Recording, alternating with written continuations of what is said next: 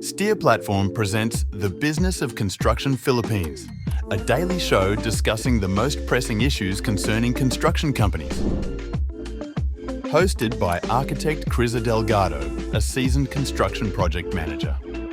Ram Makasa a tech entrepreneur catering to the construction industry, and Richard Lanio, an expert in enterprise software solutioning and implementation.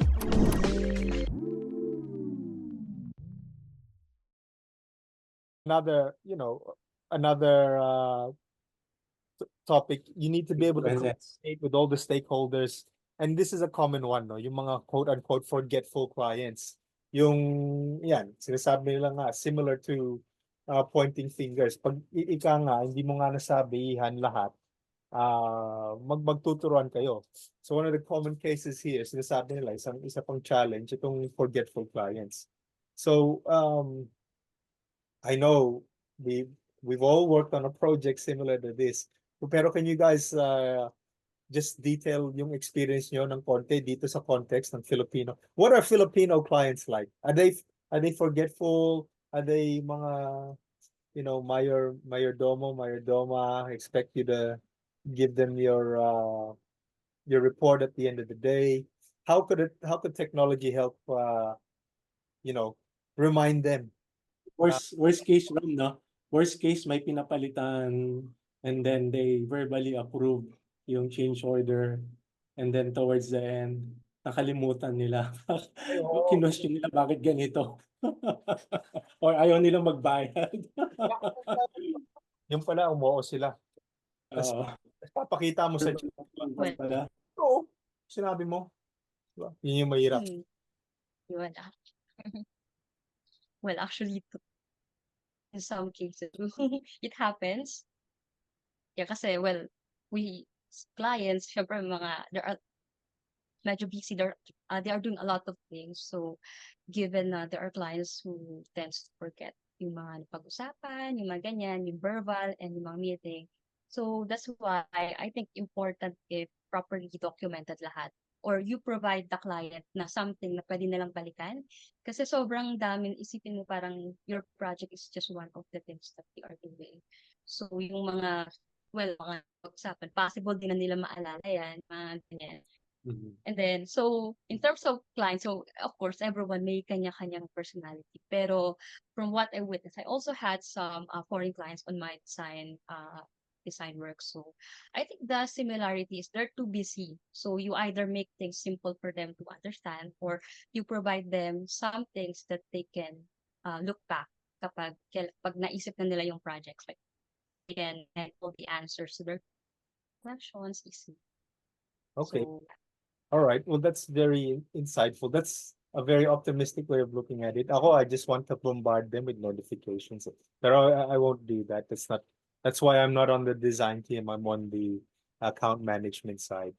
So, Chad, did you want to add something else before we go? I'll let you guys know. We have like 10 minutes left on this trial. Yeah, we can discuss the next topic, Ram. Sige. Ito na, which is just to round out the topic, yung lack of communication or communication problems. So, according to this article and a few of our research, surprisingly, mataas daw ang percentage ng problema sa construction project is related to the lack of timely communication. So, yung pag-escalate na, like you said, lalo na sa change orders, yung mga approvals, ganon. Can you speak a little bit more on this, please?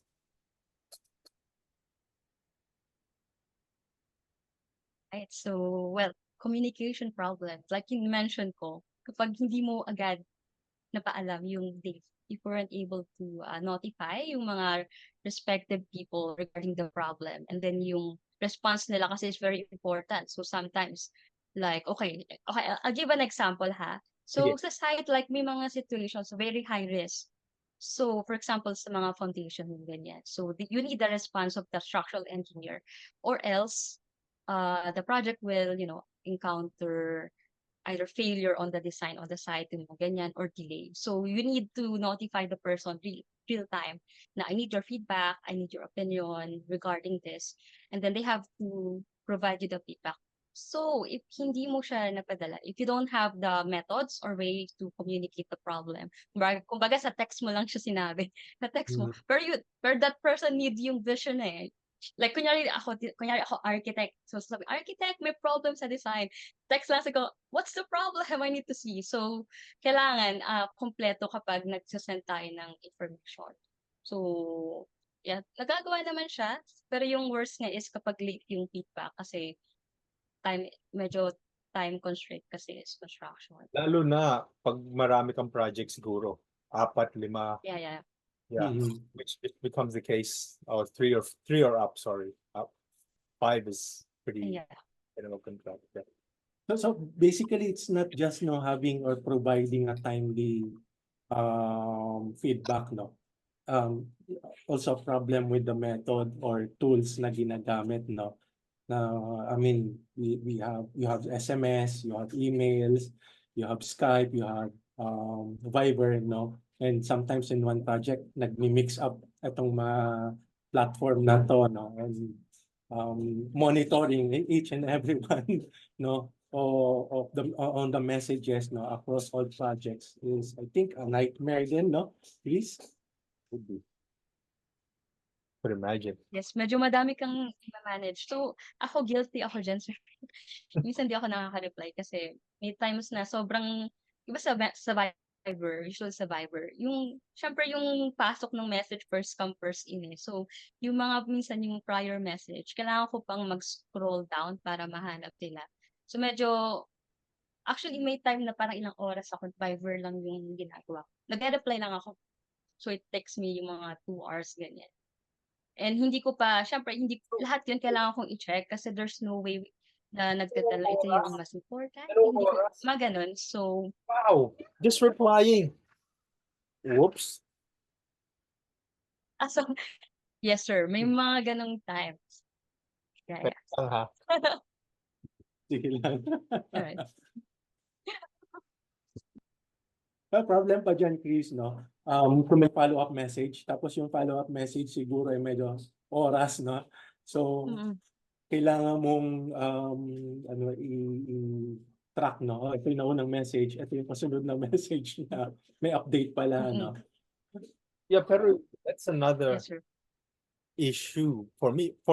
Parang, yeah, just the time it takes pala just to reply to certain. Yeah, okay, I can see why yung mga ibang project nadidelay because yeah, ang hirap na Yeah. pag you have to search through if the Yeah. solution is not tailor-made for the project, lalo na pag I mean, I'm not Viber and Messenger still, A plus Yeah. messaging apps and they're good for what they're for, pero siguro pagdating sa project management, medyo lacking siya. Ako, para sa akin. From what I heard, kasi kung mag-scroll back ka pa sa address mo yun, medyo mahirap. Yes. That's why like when sa akin, I really do encourage these people to send email. Pero the problem is pag kunyari site yung kausap mo, minsan medyo may limitation kasi ang email eh. Like kunyari mobile ka lang, di ba? Very small yung. So mas convenient sa kanila yung Viber. So doon nila mini-message yung mga urgent. Like ito yung mga problems, ganyan. Pero yun, that's why we still encourage yung email, pero meron pa rin, limitations kasi sa email. So Kasi, di speaking ba, parang of, mas, Chris, no, so you mentioned earlier that there are instances, no, na like kailangan ng approval sometimes via SMS or message lang, di ba? And then pwede silang sabihin, sige, go. Sabihin ni PM, sige, go ahead. If magkaroon ng problem later on, that message, no, that went through, like yan Skype, is that a good enough proof para i-contest na naprubahan mo yan eh?